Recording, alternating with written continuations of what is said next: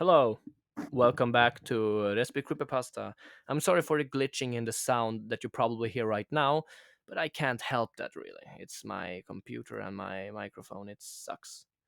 But what can we do except starting the next story in English? Join in.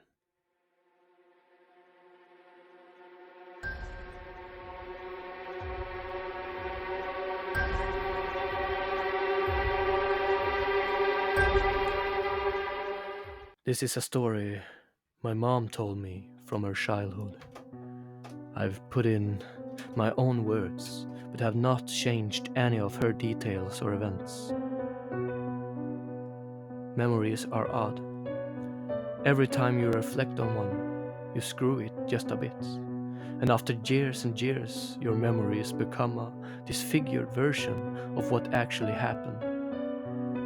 It's kind of like that great school game, telephone, where you whisper something to the person next to you, then they whisper that's what they think you said to the next person, and they whisper it to the person next to them, and so on.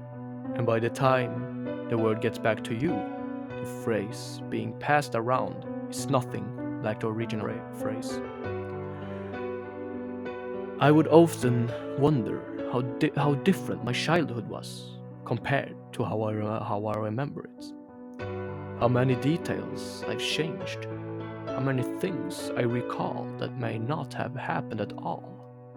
I fully accept not everything is it as I think it was. I'm fine with that. But one memory, though, haunts me in my vivid and precise brush strokes. Funny how the ones you'd rather forget seems to be the one that refuses to relinquish their clarity. The memory I'm referring to takes place on October 1986, just outside of Dallas, Texas. I still remember the dress I was wearing. It was yellow with a white polka dot, long sleeves, and went all the way past my ankles as per my parents' religious requirements. I hated that dress, but at 11 my parents didn't yet think I was capable of choosing appropriate attire for myself. I hated it because it was rather had to move in. My mother had made it herself, and it was pretty tight from bug mid tight down. Anyway, my sister, who was a bit older than me, had just gotten her driver license and she wanted to take the car out. Our mom said she could, as long as she took me with her. She agreed, grabbed the keys, and off we went. We left around at 6 ish. It was already getting pretty dark. But my sister was still a little uncomfortable behind the wheel, wanted to drive in the evening, so she would have less traffic to deal with. We also stuck to the side streets and back roads until we worked our way to stretch of relatively the sole highway. We've been driving around, listening to the radio, and embracing our first true taste of freedom for about an hour. We were just circling back and forth along same 10 or so miles off US HW 80 between Mesquite and Forney, Texas, just outside of Dallas. It's a little bushier there now, but back then it was just a 10-mile stretch of trees and railroad tracks. It was there that we heard the engine, and my sister's novice driving skills became apparent as the car sprutted a few hundred yards before dying and rolling to a stop. We had run out of gas, and the closest gas station was a few miles back. This was before cell phones, so the only thing we could do was grab the gas can from the trunk and walk away to the station. Remember that poorly constructed polka dot dress? Well, this is where that came into play. After about 100 yards, it was obvious it would be more trouble than it was worth for me to hobble behind my sister for several miles, so she handed me the keys and told me to just wait in the car.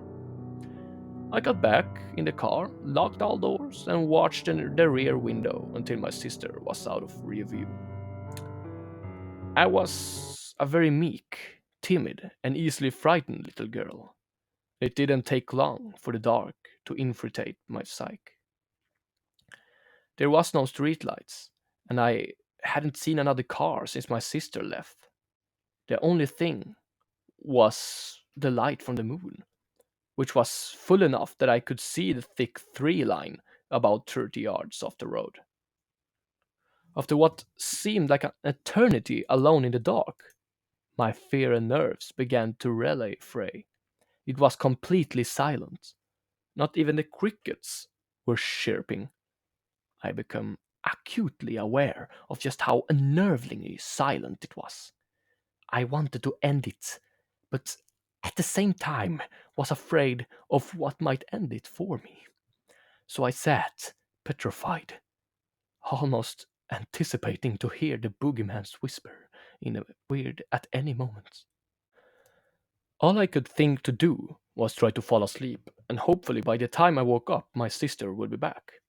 I leaned the seat back and closed my eyes and tried my best to block the boogeyman from my mind. Another 15 minutes or so passed while I turned this way and that, trying to find a halfway comfortable position. It was in the midst of this fidgeting that an eerie feeling ran down my spine. A feeling that I was not alone anymore. A feeling of unshakable dread that I was being watched. I was laying on my side facing the steering wheel, looking downward at the floorboard, my back to the passenger window. My eye pressed tightly shut. I was afraid to open them, afraid of what I could see, of what I might see. I took a deep breath, counted to three, and opened my eyes.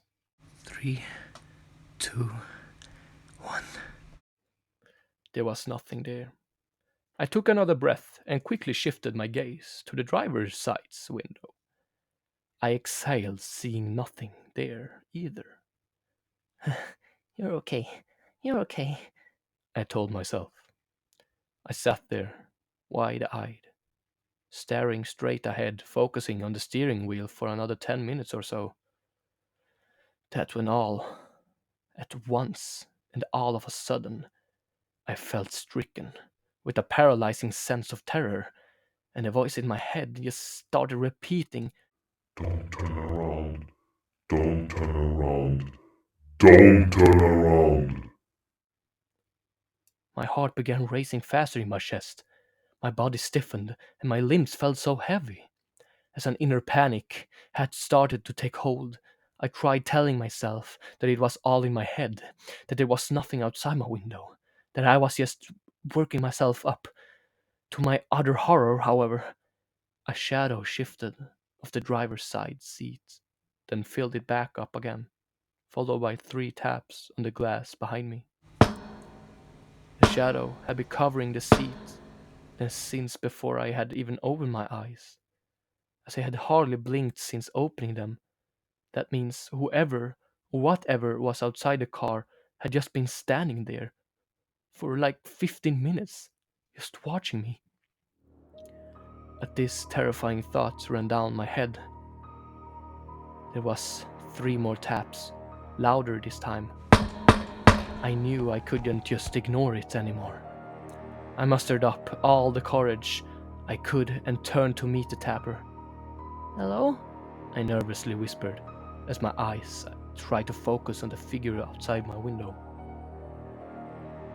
Aren't you a little young to be out here all alone, little lady? Where are your parents? His voice was steepened and raspy, and had a authoritative ting to it. As he spoke, chills went down my spine. Suddenly the air felt cold, and the night felt sinister. The man was abnormally tall, the top of the window well below his chest line. His hands were extremely vascular, and his fingers long and needly. As my eye tried to focus, he bent his enormous slender frame over enough to peer into the window. He was clean shaven, revealing extremely sunken cheeks and eye sockets.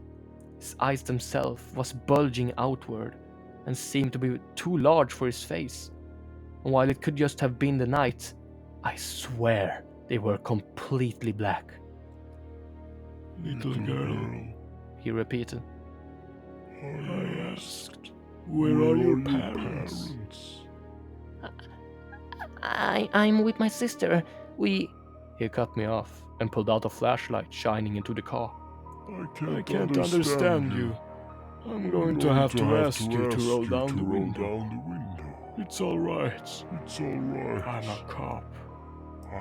The ambient light from the flashlight allowed me to see that he in fact wore an officer's uniform, and in a brief moment of relief hit me.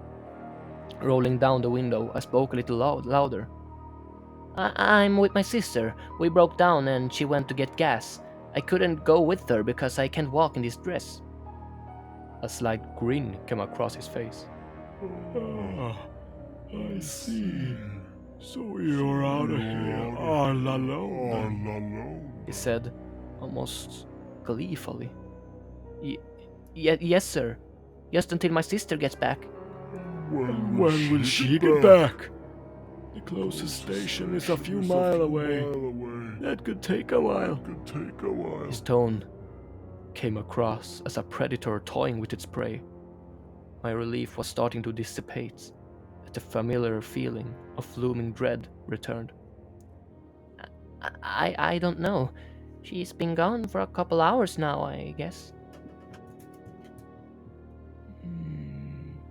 He said.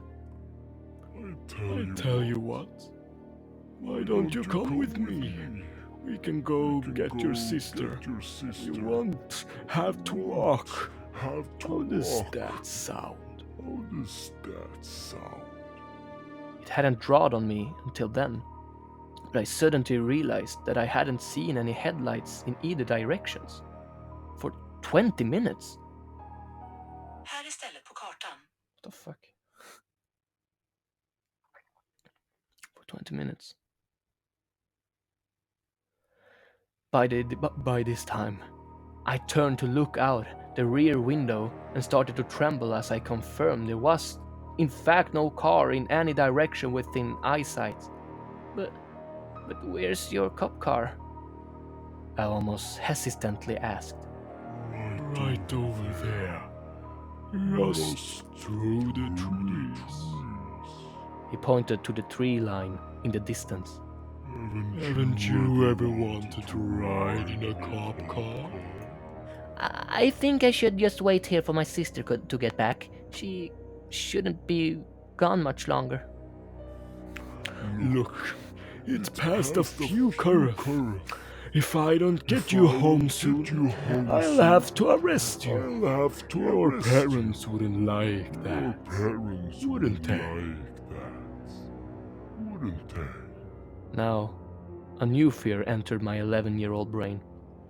The fear I could be arrested, but my instinct said no to get out. I'm sorry, sir, I said, rolling up the window. I really should wait for my sister. As the window was about an inch from closing, he stuck his finger through trying to stop me, and I ended up smashing them between the door and the glass. He shrieked in pain, pulling his hand back. You little bitch! You smashed my fucking fingers, you bitch! I'm sorry, I said, through the now closed window, backing up in my seat as far from the door as I could. I started pulling on the door handle violently and shaking the car back and forth. Open this fucking door, you fucking bitch! Do you know how long you will go to jail for resisting arrest? He pulled out something that looked like a nightstick and started banging it on the roof of the car and the window. Open this damn door or I will smash it in! If you don't open it right now, this is going to be much so worse for you. I swear to God. He smacked the window again, and a spiderweb of cracks erupted from where the club struck. Now I knew it was only a matter of time before he got in, and was afraid he'd follow through on his promise of making it worse. Okay. I said through threatening sobs, not even realizing I had started crying. Well, all right then. He said, suddenly completely calm. Go ahead and step out of the vehicle and follow me to my car. Yes, sir. I rolled up the window and stepped out of the car. This way. He said. Tremors ran through my body as I slowly began to follow the man. I knew something wasn't right, and all I could think of was that he was leading me into something unspeakable behind those trees. I wanted to run, but with my dress I wouldn't make it far before he caught me. And where would I even go if I could? We were about halfway to the tree line, 40 feet away, when headlights lit up the field we were standing in. Come on! He snarled, grabbing my arm, pulling me along at a hastern pace. We were only 10, maybe 15 feet from the trees when the shout started. The headlights were now gleaming directly on us, like spotlights from heaven, when several voices, all female, started yelling in our direction. Get away from that man, little girl. This man is not a police officer. He's a bad man. Let her go, you demon! God is watching you. Little girl, come here to us. Get away from that bad man. He sent a barrage of shouts until the man let me go and ran into the trees on all four. Run to his little girl as fast as you can before the bad man comes back. So I ran, as hard as I could, ripping my dress in the process. Two women in thigh-length dresses stood outside the open side doors of the old white church van. Get in, They urged. I jumped inside, into arms of another woman, and heard the door slam behind me. There were 6 ladies, all together inside the van, all larger women. You are safe now, little girl. We won't let the bad man hurt you. One of them assured me. My sister. I have to wait for my sister, I said through tears. We will wait here with you, sweetheart, and keep the bad man away. Another assured me. Every so often, they would start yelling for me to not look out of the window and pull me into their chest to shield my eyes. But curiosity got the best of me, and I peered out against my better judgment, prying my eyes sideways away from the woman who was holding me. What I saw still haunts my nightmares. It was the man, now completely nude, running down on all fours in and out of the trees, and through the field between us. He seemed to be moving in an inhuman speed, his long limbs articulating in an almost unnatural way. Sometimes he'd come as close as a few feet from the van and make the most disturbingly guttural grunts and growls. The ladies tried distracting me by singing nursery rhymes and gospel hymns. And anytime he got too close, they would roll down the window and shout him back. He'd disappear and reappear like clockwork, until finally my sister appeared, gas can in hand, on the road behind us. I told my sister what had happened, and she said the worst feeling had come over her, and she'd been running the whole way back. The ladies surrounded us, forming a big circle around the car as my sister filled it up with gas.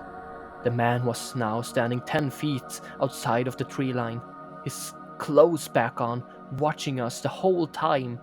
He looked and never spoke as they chanted at him not to get any closer. When the car finally started, the ladies said they'd follow us to make sure we'd get it home safely. Went up half a mile and made a U-turn to head back, and we crossed past the place where we'd been stranded. The man was on all fours, completely nude again, sniffing at the pavement where we'd been stranded.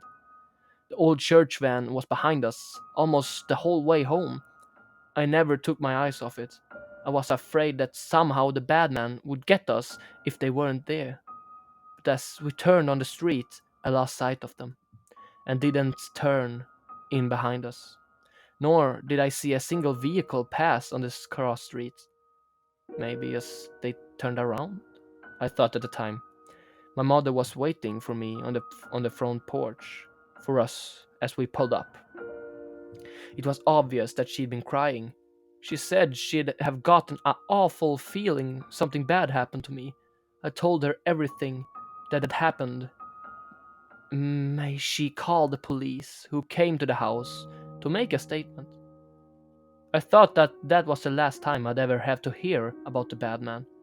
But unfortunately, a couple months later, I saw a news story about a girl that had gone missing from a park close to the area where our car had been broken down.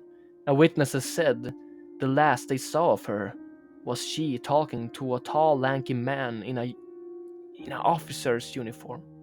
Sometimes I think back on that night, and I shiver when I think of the bad man. Other times, though, I think of the ladies in the van, how they showed up just in time, how they vanished without a trace. I wondered then, and I wonder now, if maybe they were angels. Still time to do it too. Baby snack time, shout down to her. But in your head she's a order, a quarter, and no boundary border, no boundary border. I contented your drinking eyes never open.